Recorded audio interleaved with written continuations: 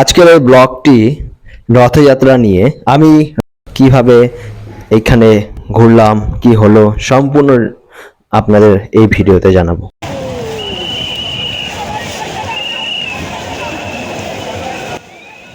এই যে দেখতে পাচ্ছেন বৃষ্টি, সেটা রথযাত্রা শুরুর আগে মোটামুটি 3:30 বা 4টা এই সময়কার।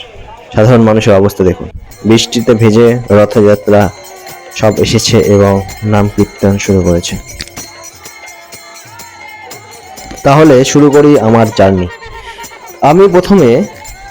আমি এসেছি অ্যাকচুয়ালি বালুঘাট থেকে। আমি প্রথমে মালদা পর্যন্ত গেলাম, সেখান থেকে পুরী যাত্রার জন্য একটা ট্রেন ধরলাম, যেটা সম্ভবত উড়িষ্যার কটক এবং ভুবনেশ্বর পর্যন্ত যাবে। কিন্তু আমরা সেখানে ট্রেনে বসে থেকে যখন দেখলাম পরিস্থিতি খুব খারাপ, মানে পুরী যাওয়ার জন্য সংক্ষিপ্ত ট্রেন রয়েছে, বেশি ট্রেন নেই। সেই জন্য আমরা একটা বেলভুলিয়া বলে একটা স্টেশন আছে, সেখানে নেমে সেখান থেকে আমরা পুরী যাত্রার জন্য অন্য ট্রেন ধরলাম। এবং সেখানে ট্রেন ধরার ফলে আমরা অবশেষে 6-7 ঘন্টা লেট, সেই ট্রেনে ঘন্টা লেট পরে পৌঁছালো ট্রেন পুরীতে। আমাদের আরও বিভিন্ন জায়গা যাওয়ার প্ল্যান ছিল, কিন্তু এত লেটের কারণে প্ল্যান বানচাল হয়ে গেল। ট্রেন নামার কথা ছিল সকাল 10টায়, সেখানে আমরা নেমেছি 3:30টায় পুরীতে। ভাবুন কতটা লেট করেছে ট্রেন। এরপরে আমরা পুরীতে সোজাসুজি চলে যাই, কোথাও আর থাকি না বা হোটেল রুম নিই না। এবং পুরীর রাস্তায় দেখলেন কি পরিস্থিতি, বৃষ্টি হচ্ছিল এবং এত ভিড় গ্যাদারিং হচ্ছিল।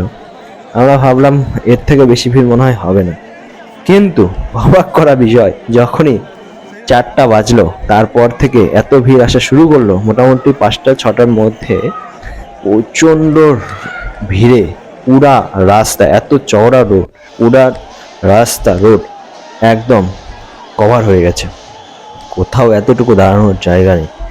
এবং এই ভিড়ে প্রথমে আমরা গিয়েছিলাম, ভিড়ে রথের কাছে যাওয়ার চেষ্টা করলাম, কিন্তু কি হলো জানেন, সেই রথের কাছে পৌঁছাতে দম বন্ধ হয়ে যাওয়ার জোগাড়। কারণ এত জনপ্লাবন, এত ভিড় যে আমাদের সেখানে দাঁড়িয়ে থাকা পরিস্থিতি খারাপ হয়ে যাচ্ছে। এবং অনেক বৃদ্ধ বয়স্ক যারা এইখানে এসেছিল, তাদের অনেকে অসুস্থ হয়ে চলে গেছে।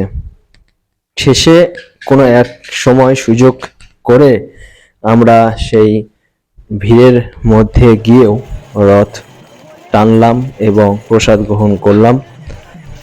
এটা আমাদের সৌভাগ্য যে আমরা রথ টানতে পেরেছি।